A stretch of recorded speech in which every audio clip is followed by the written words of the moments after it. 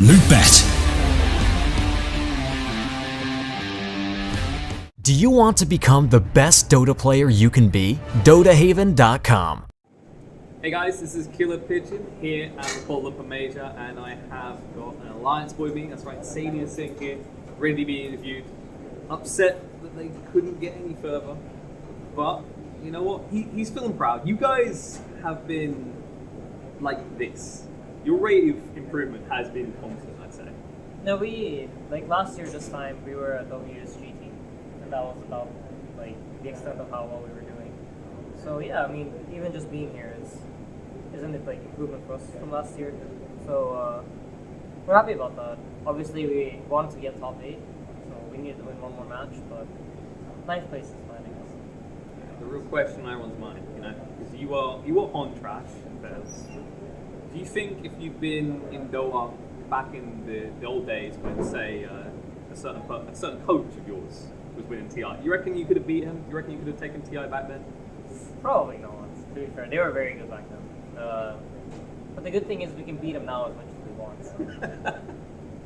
We have that going for us. Yeah. So, you know, we know a lot about you as a player, as people learn very quickly. Tell us something about, like, you outside the world of Dota. Like, this clearly wasn't what you were intending to do growing up. Okay, so growing up, I was pretty good in school. I was, like, pretty tryhard in school. My parents kind of got me started on stuff very early, and they, like, pushed me to do, like, extra homework and stuff like that.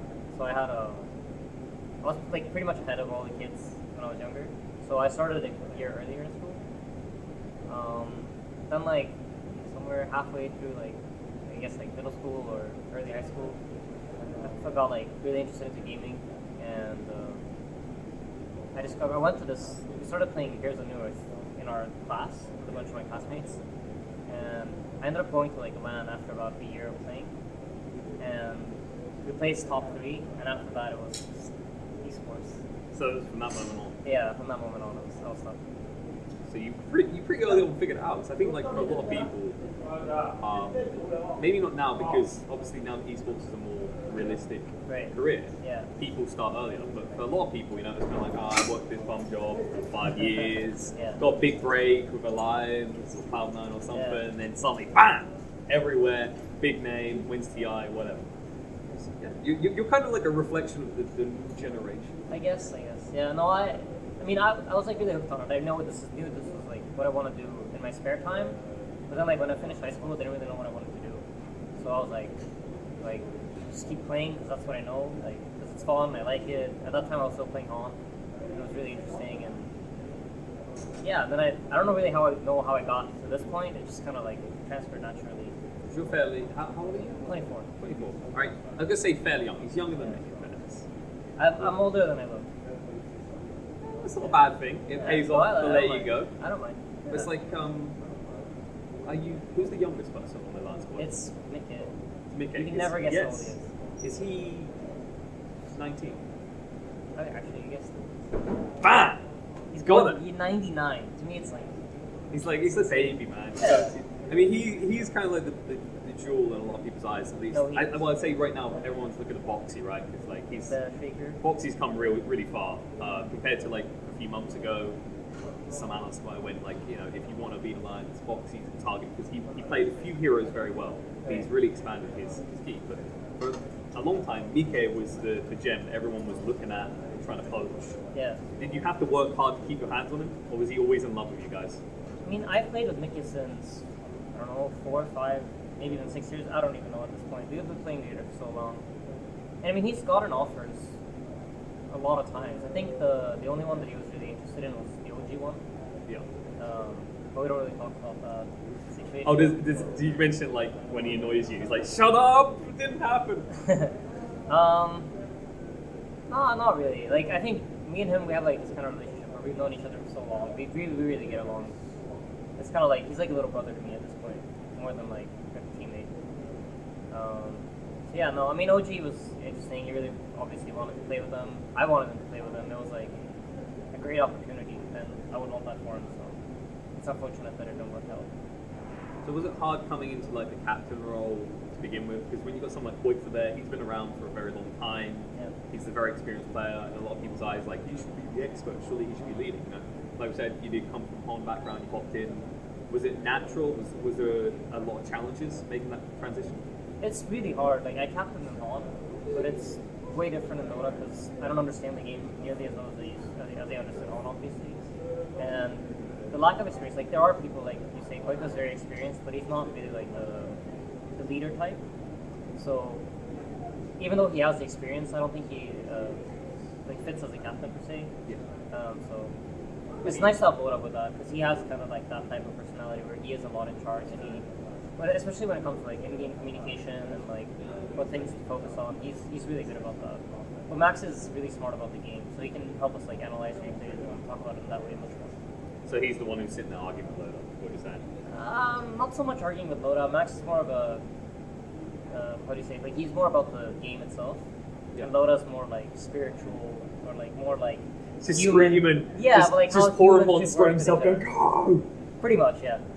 See, I could do that. I could be that. Are you down? Yeah. I'll be secondary coach. You know. Yeah. I mean, you guys, you're pumped full of Monster. I'm pumped full of Monster all the time, so it works out, right? Sure. You guys have that in common.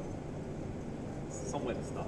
All right. Let's see if we've got some other things in common. Let's find out some deep dark secrets, right? All right. Dota's obviously got to be a love in your life. You know, you spend all your time on it. What's give me your deep dark secret? What else do you absorb yourself in a lot? Yeah. So I'm the kind of person where like usually I get interested in something and I like want to dig super deep into it and then I like lose interest in it entirely once I've done with that. So right now my current interest is I've been reading this book series called Mistborn. I don't know if you heard of it. I've It's heard like of it. a fantasy series. Never read it. I'll admit, when someone asks me what was the last book you read, I say subtitles. I'm terrible. All right. I'm terrible. Yeah. No. I mean, I wasn't reading until this like 2 months ago, 3 months ago. So traveling, the school. Yeah, pretty much. It was like I'm gonna be traveling so much, I might as well start reading again. I did read a lot when I was younger, but it's been I don't know 10 years. So yeah, I've been really into Mistborn recently. That's kind of like my thing. But like deep, I don't know. I used to be into sports when I was younger. Played tennis for a while. Played soccer. I used to swim. But my interest is like that's kind of the cool thing about Dota. It's like also my passion. Like when I just want to chill, I just play Dota as well. And it's so complicated, you never really lose interest. Right. There's always something new to learn. It's the beauty of it. Like, focus on that, right? 7.20 coming up, right? What is the big bam, whammy that you want to see, the big changes you want to see coming in?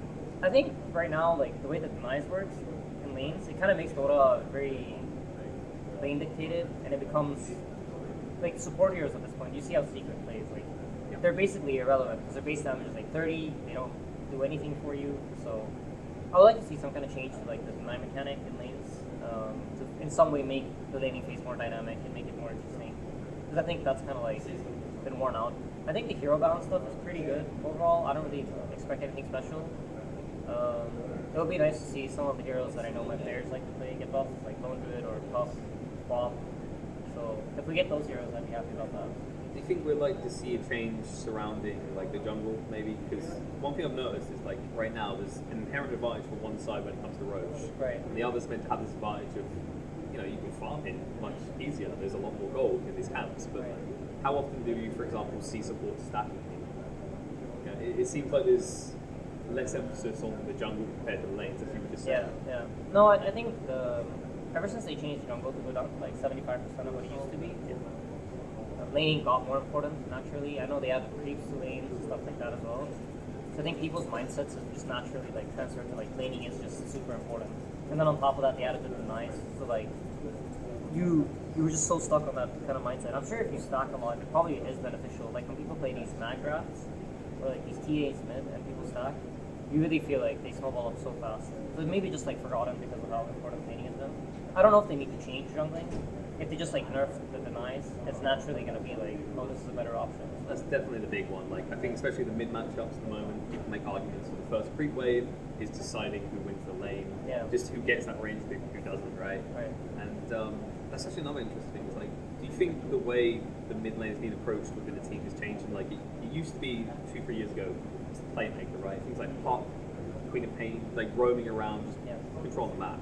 And then we went to this whole, it's a secondary carry, just farms. And then I think the one on my mind is probably, I think it's fair to say mid one is one of the biggest leaders in this kind of tempo control playmaker in the mid again, right? Yeah. Moving around the map a lot, his Empress Spirit especially comes to mind. Yeah. Do you think we're seeing a lot more teams move towards that again, where you just have one primary farmer and then the other is tempo or playmaker with control? I think every year after TI, you get this like, what did the TI winning team play? Yeah. And if you look at OG, that's kind of like your answer. Ana played a hard carry, and Thompson played a space creator. Like he played his Cosmex and Volker, or I think even his Monkey King to some extent. He's really active with it and he fights a lot. So people like look at that and I think they try to mimic it a bit.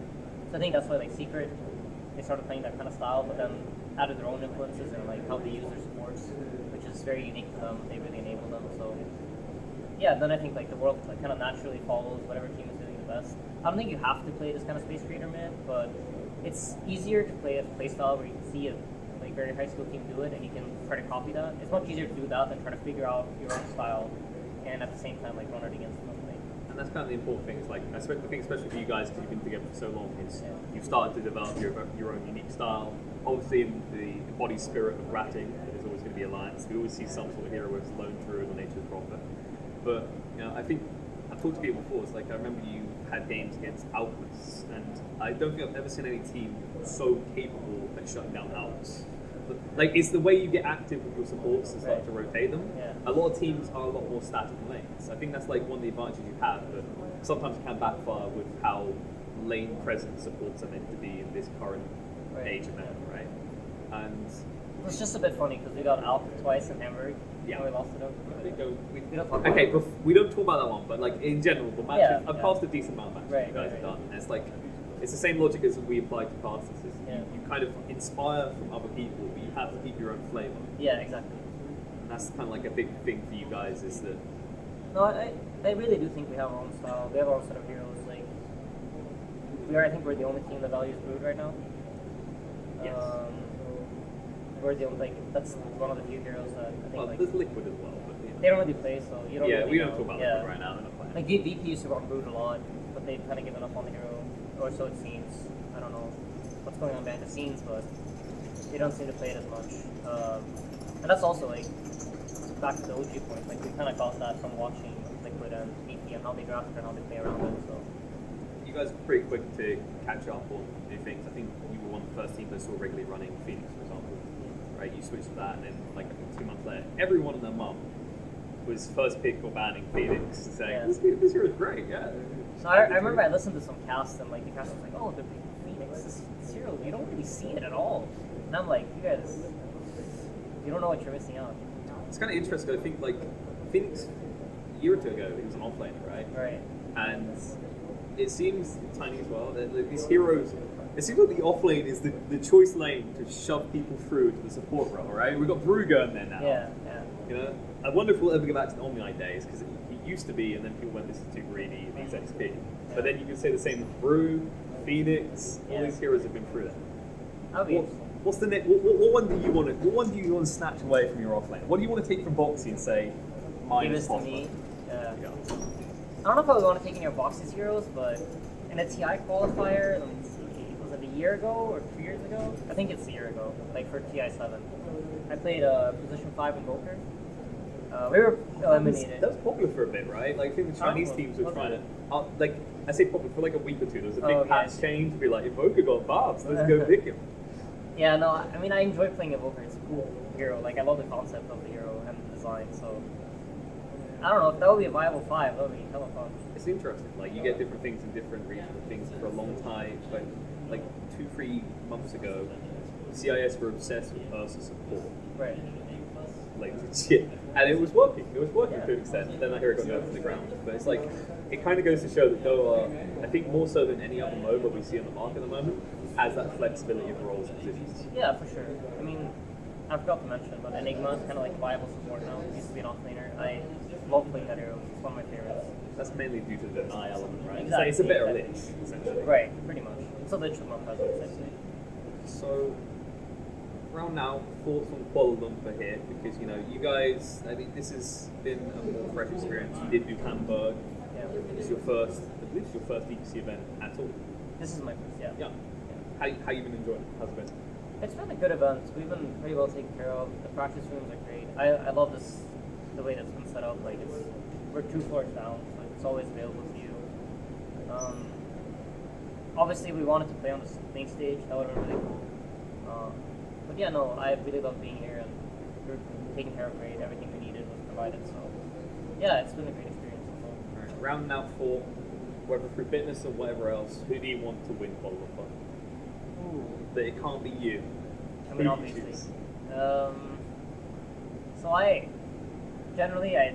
answer Liquid on these because I'm a big Liquid fan. Or OG. Not here. They're not here. Yeah, Liquid or OG are like the 2 teams I would usually go for. But outside of them, I'm a big fan of Secret. I really like how they play. I think they're one of the few teams that I see really use their supports and make both of them, like both the 4 and the 5, feel like high impact players. So I'm gonna go with Secret. I hope for them, but I think LGD, after playing against them, they seem unbeatable. They are scary to deal with. I mean, Yeah. Secret has dealt with them before, but looking reinvigorated. Yeah. So, rounding out, anything you want to say to fans, anyone at home? Yeah, I Any mean, thoughts? thank you to all the fans who supported us. It really means a lot. I don't think any of us would be here if it weren't for you guys, so really appreciate that. Shout out to all of our sponsors. Thank you, Monster, for providing the energy needed for our long days. And yeah, shout out to Alliance for continuing to support our team.